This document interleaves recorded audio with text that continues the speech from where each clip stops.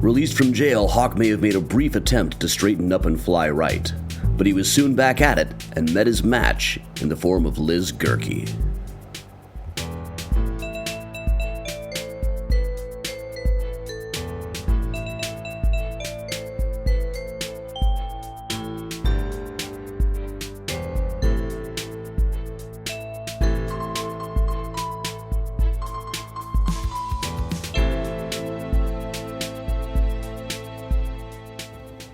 All right, what do you want to be when you grow up?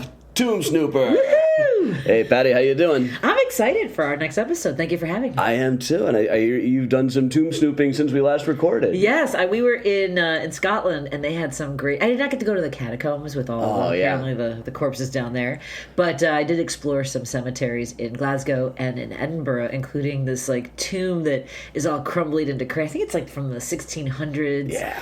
And it was very cool. But that wasn't a lot of snooping because you just look right in. Yeah, but it was a Greyfriars, right? Yes. I was there last year, just about a year ago. Wow.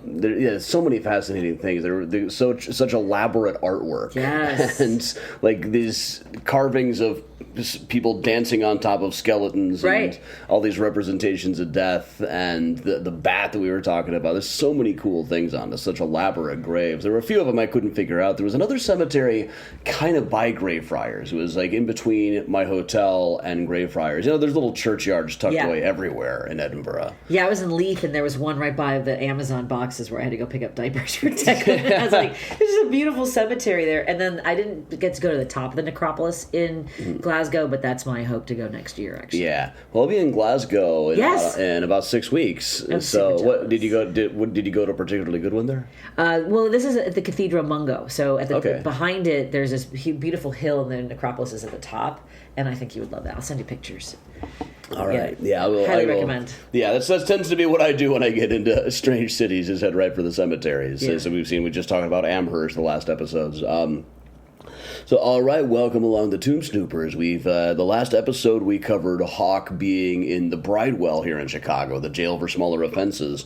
And he had a 1-year term there, but they arrested him again once he stepped out of the gates. And this is, again, remind me, is this because of the furniture This is because scheme? of furniture stuff. Yeah. By then, they also had a lot of charges on him on bigamy. But the police, like in Milwaukee, were saying to get all the people together would just cost too much.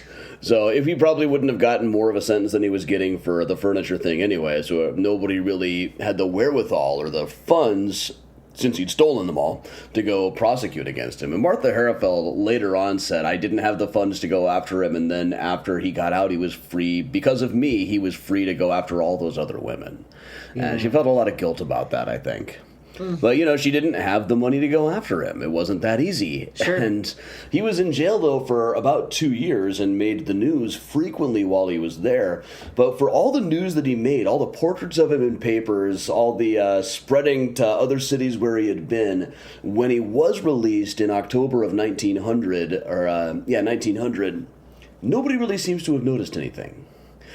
He just got out. There was no particular notice about it. He just went down to the south side of Chicago and got work in the Pullman shops, probably under his real name of Jacob Schmidt. He was usually going back to Jacob Schmidt at the time, and there's a several-month period where it's hard to see exactly what he was up to. Okay. He seemed to have just been working like a regular worker in the Pullman shops. His real trade was working in sheet metal. Oh, okay. Working as a tinsmith, working in sheet metal. So I did contact the people down at the Pullman Historic Site to see if they could find any record of him, and they couldn't. I don't know necessarily if they were looking in the right shop's archives or if the shops that he was in would even still have records extant, right? Or anything like that, or how they might have spelled his name, or various nations, or what he was working under. Because in other places we do know that he was living at home under one name and working in the shop under a different name. Okay. So.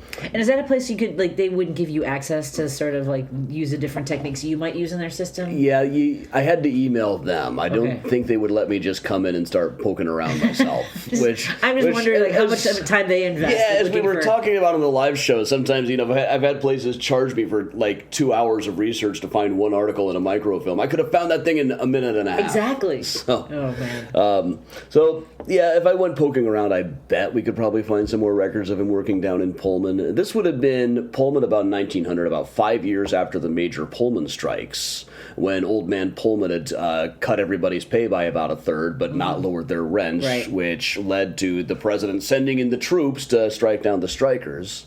Pullman himself had been dead for a few years at this point. Okay.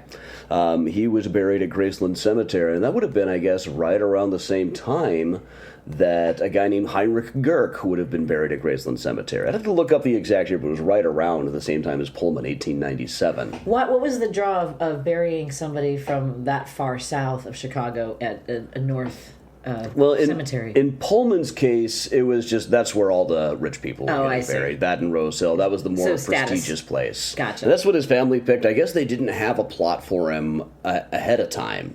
They just Graceland just said, "Yeah, you can bury him here. You'll pay us later. We know." And they did. Okay. And we've got Robert Todd Lincoln was the executor of the guy's estate. So there's boxes and boxes of paperwork on this. Of course, there's also this great legend that Pullman was buried under like 10 feet of cement and steel, in case anybody was going to hold the body for ransom, as was the trouble at the time. I think we talked about this a little bit last episode.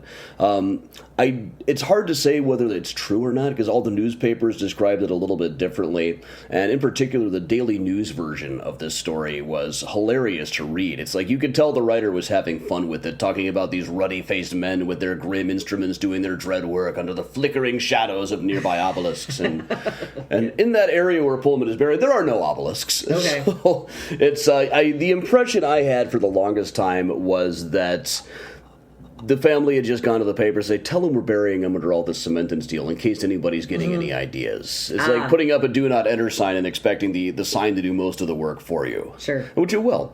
And but when they smile, you're on camera, those big signs. Yeah. A couple of years ago they had the 125th anniversary of Pullman's funeral, and at the time the Pullman people came to Grace like, "All right, you got all the paperwork about the burial stuff, right?" And they were like, "Well, no, we don't have a thing." But they finally said, "Well, we can do some probing with a tri-rod." And I've been bugging them to do that for a long time. A tri-rod is just like, it looks like a pogo stick that you poke into the ground to see where burials are. Like, not sonar, but... Not sonar. It's a stick. It's a stick, but what is it? It detects like metals and things like that? No, it just detects like rocks and stuff. You push it into the ground, and if anything blocks you, then that's where something is. Yeah, okay. It's no more complicated than that. So they poked it down. They did find something big down there. Okay. There is some kind of stone or some kind of something. So I don't know if it's exactly how they described it, but apparently they did at least pour some extra cement down there. It being as close to the pond at Graceland as it is, I don't think it could be 10 feet deep, or he would have probably floated away by now. Ew, yeah, it's a little moist. Yeah. I mean, they have trouble with like the regular depth burials when they're that close to a pond in a cemetery. Now, right around that same time, though, a guy named Heinrich Goerke was buried at Graceland Cemetery. He was married to a woman named Mary Elizabeth Goerke, formerly Mary Mass. She waited until her 40s to get married. She and her people had come over from Hanover when she was a kid. They were living mostly in Iowa. But she met this guy, Heinrich Goerke, who was about 25 or so years older than she was. She was about 40, he was about 65, and there's different records give different ages for her, so I'm never sure how old she was, somewhere between 40 and 45. But they got married and ended up living on the north side of Chicago here. They lived on Eugenie Street in a place that Liz would eventually run as a boarding house. And the house is still there on Eugenie.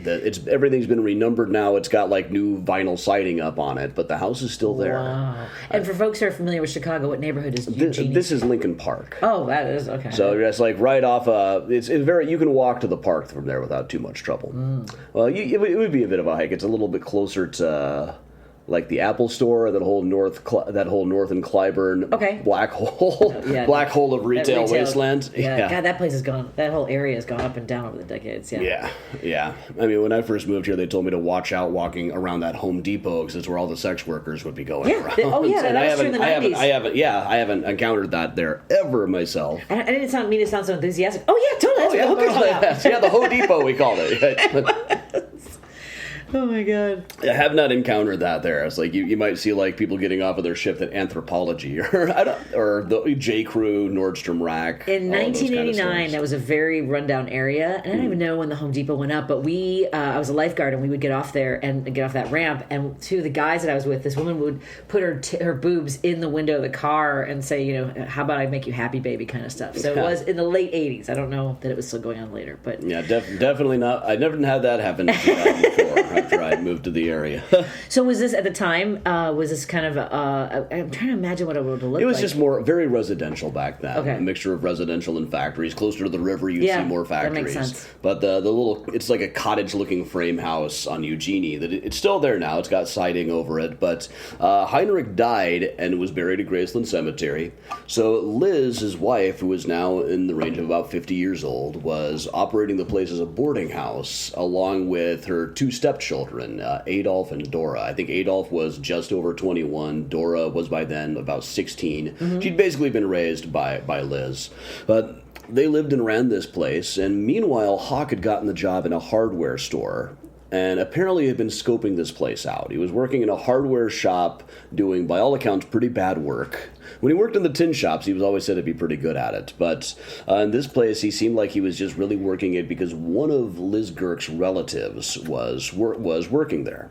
And it seems like he had just gotten the job just so he could check in on this place and follow up on this lead that he had. And he ended up renting a space in the boarding house. And he would tell everybody there, this was in a boarding house back then, the landlady would be in charge of cooking dinner for everybody, and they'd all have the big table. And Hoch would tell everybody this sob story about how he had been working in St. Louis, but at one point he'd been called to Chicago just in time to watch his wife die. Oh. And then he asked Liz to marry him.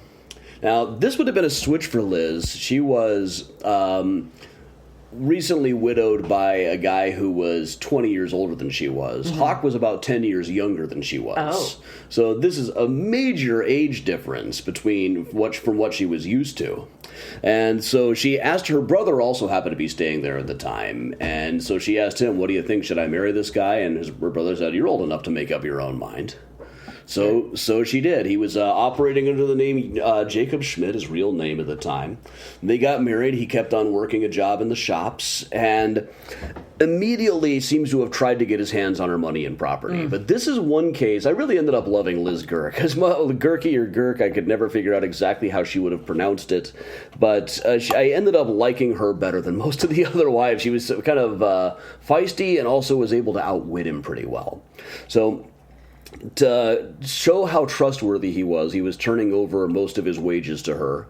And he would brag like she thought I was making $12 a week and I was really making $14 a week. So, saving himself that couple of bucks. I don't know, that may not be the exact numbers, but it was in there. And early on, she started getting sick. And he said, you have to let me quit my job and just come home and take care of you full time. And she said, no. If I don't get better soon, I'm just going to go to the hospital. And he got very discouraged at that point and came home one day with some paperwork saying, look, I just took out a life insurance policy on myself to make you my sole heir in case I die. Let's get one for you, too. And then he said, hey, I've also written out a will that makes you my sole heir. Why don't you write out a will and make me your sole heir? Just, And she started smelling a rat at this point. Oh, good. But another thing she was doing at the same time, though, is... And I don't know if we ever got a confirmation on this from her, but by all accounts, this seems to have been the case. She was very into things like spiritualism and seances. Oh. And all right. At one point, even advertised herself as a psychic medium. She'd come to him very excitedly saying, look, I've seen this ad in the newspaper that you can learn to be a hypnotist. We should send for this. And according to him, he told her, there's nothing in that stuff. It's all just foolishness. But she said, no, let's send for this, Johann. Or I think she called him John. Okay. John Jacob Schmidt would have been his name at the time, once God. again. So he dutifully sent away for it. And I was actually able to find the actual hypnosis book that he would have gotten, Professor Harridan's course in hypnosis. And in it, it tells you how to hypnotize somebody just very briefly. And it's really just you look into their eyes and say, you are getting sleepy. Very sleepy, just like in a movie. Mm-hmm. But the vast majority of the guide is suggestions for things you can do with with people once they're hypnotized, which is all along the lines of making them act like a chicken, or telling them to eat flour and think that it's ice cream. It would really be a pretty good guide for how to put on a comedy hypnosis show. I was going to say that it's having opened for those kinds of acts. Yes. Now, my impression is that they're leaving out the number one rule of how to hypnotize someone for stage magic, which is the step where you say, play along in your ear. Which I understand is how most of them probably do it. I mean, you definitely talk to people who say that they went on stage and never would have done that stuff normally. I also find that people will do things on stage or on camera that they wouldn't do in the privacy of their own shower.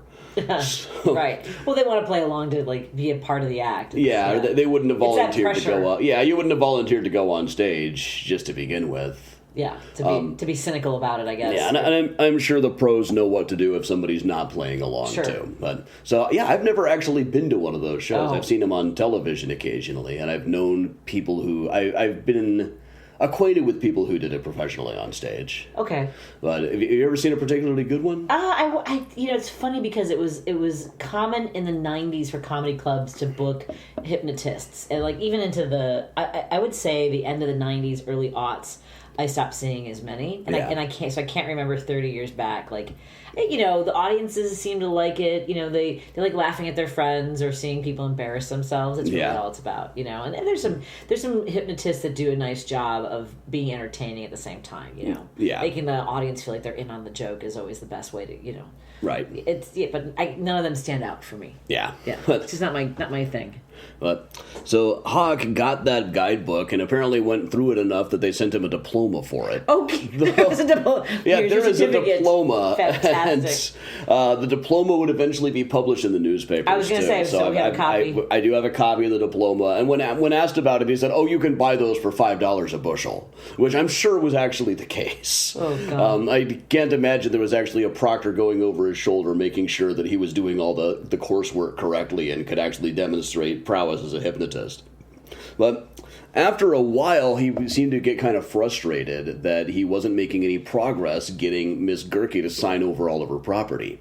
And she'd been pretty vigilant about keeping that property, too. She inherited it after Heinrich's death. There was a whole court case with his other children who weren't living with them. And I was just reading over the lawsuit paperwork today, Goerke versus Goerke, where it sounds like the rest of the family is trying to make sure that as soon as Dora came of age, all the property would revert to her. Okay. And I'm not really, I couldn't figure out exactly what was going on. All I know is that as of late 1901, when she married Johann Hoch, it was still in her name. And Dora got married a couple of years later. And, eventually Dora would die in the Iroquois Theater fire. Oh! So, poor Mrs. Goerke. This is one tragedy after another with her. Shortly after recovering from having married Johann Hoch, she loses her stepdaughter in the Iroquois fire. It's about awful. about a 2-year gap between the two things. So Dora, with that date of the Iroquois Theater fire, December 30th, 1903, is in the Goerke family plot in Graceland Cemetery. Which is kind of about the opposite, just not too far of a walk from Pullman. I could have both of them on the same tour without too much trouble. So Hoch started getting frustrated, and eventually a 20-page typewritten letter came that Hoch said, this letter came for you. It's from my parents. And it was 20 pages of welcoming her to the great Schmidt family and bragging about how one day this great estate will all be his, and since you're married, it will all be yours too. And Hoch had gotten a similar letter from Liz's parents saying, married life is just the most wonderful thing. I can see that you have had a hard life. So is she, but now you deserve each other. And stuff like that. And initially when the police found this letter, they thought, okay, there's a Mrs. Mass had a daughter who married Hoch as well. No, that was Liz's maiden name. It was just the same person. Sure. So again, Liz was smelling a rat at this point. She said, so Johann, you say that this letter came from Germany. How come it's postmarked Pullman? And he said, oh, well, it got to Pullman first. They had to put it in another envelope. And so at this point, she was just kind of not like, yeah, And shortly thereafter, he came up with the same thing he always did. He had a letter saying, I've just gotten word that my father has died in Germany. I need money so that we can go there. Let's go to your bank and draw out your money. And in some accounts, it was $500. In another account, it was $2,000 that he asked for to go to Germany and collect all this money. And she just said no. Oh, I love this woman so much. Yeah, and there's one exchange, I think it came from her brother, the exact exchange, but he said something like, oh yeah, well, maybe I should just hypnotize you. And she said, watch out, Schmidt, I'll hypnotize you. And then he said, all right, well, can you at least give me the money that you've been holding out of my wages? And she gave him some of it. And amazing. Then he put on her ex-husband's overcoat and left. And that was the last that she saw of him until he was in a police station a few years later. According to her brother, she missed the overcoat more than she missed him. That's a great line. And how did she resolve, like, her marital situation? Like, she never remarried. Her situation, as far as I know, never really got much better. She ended up in an asylum in Elgin years later. After having lost her stepdaughter and everything. But she came out looking a lot better than most of the other Hoch wives. She didn't get fooled. She was fooled into marrying him, but after that she started to smell a rat and managed to get out of it without losing more than about $25. Which in fairness was his $25 that she'd been holding for him. Man. So she would end up giving pretty good quotes later on, and she'll come back into the story after all of this. You know, they all ended up meeting at the police station later on. We're kind of getting ahead of ourselves in terms of spoilers. Okay, sorry. Excellent. But I did end up enjoying Liz Goerke. She was probably my favorite of all of the wives. Me too. I mean, I can't really blame the others for not having the wherewithal not to be fooled by the guy. I mean, he was a professional. Right. And according to some people, even a hypnotist. Yeah. But there's something about Liz Goerke, partly because we know some of what her hobbies were. And, she was into spiritualism and seances, and we don't really know that kind of data about much of anybody else. We know that one of them liked drinking beer, we know that one of them liked going to music halls, but there's nothing unusual about that. That's what everybody was doing back then. Most of them, we don't really know too much about their personality, their hobbies, their likes, their dislikes. This kind of thing was just never really covered. At least with Liz, we know a little bit. We also know that she didn't marry until she was into her 40s. Which is fairly unusual for the time. By then people would have thought you were a spinster at a much younger age than this. Yeah. So I'm not really sure, like, how I would love to know more about, like, how she was able to provide for herself. I'm sure she found a way, obviously, but what her situation was in the years before she married Heinrich, and then what about that situation led her to marry such a much older man at that point in her life. Right. And these are the kinds of things sometimes we get to find out, sometimes we don't. Sometimes it just ends up being buried with them. That's why we all need to have diaries and then put them in a lockbox somewhere so that historians can find them later. Oh yeah, no, we generate so much more content now. I mean, I remember being said in the 90s that, like, every 2 days we generate more content than was generated in all of Shakespeare's lifetime. Yeah. And that's probably the case. It's so probably that was before social media too. So yeah, we're gonna be very complicated to look at. Yeah, if everything doesn't degrade and get deleted or something, then historians are just gonna have a lot to deal with to go through based on us. So we're trying to put together, like, personalities for what Liz Goerke was like based on really very little. A couple of quotes from her, a couple of interviews that she gave, a couple of interviews that her brother gave, but such a general lack of data overall. Yeah, and.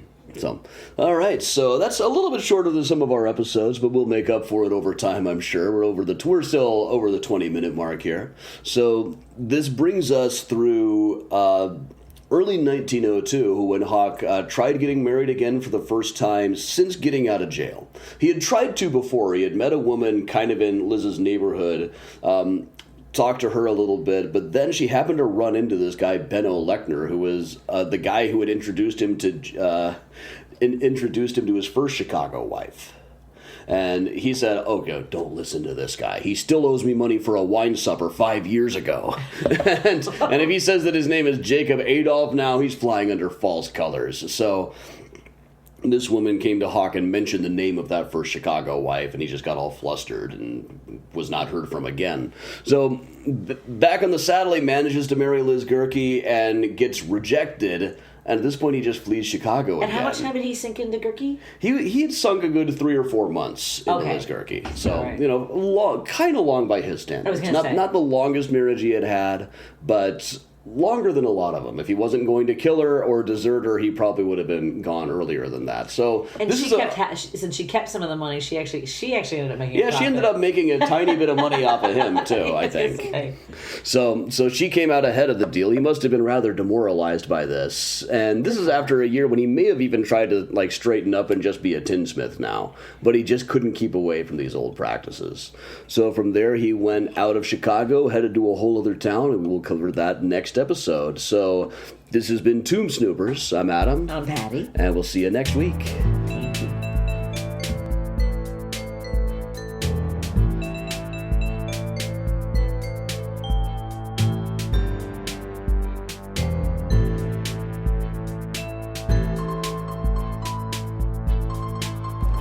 As always, there's lots more data, including all the stuff we've talked about today, over at patreon.com/TombSnoopers, plus early access and a whole lot more.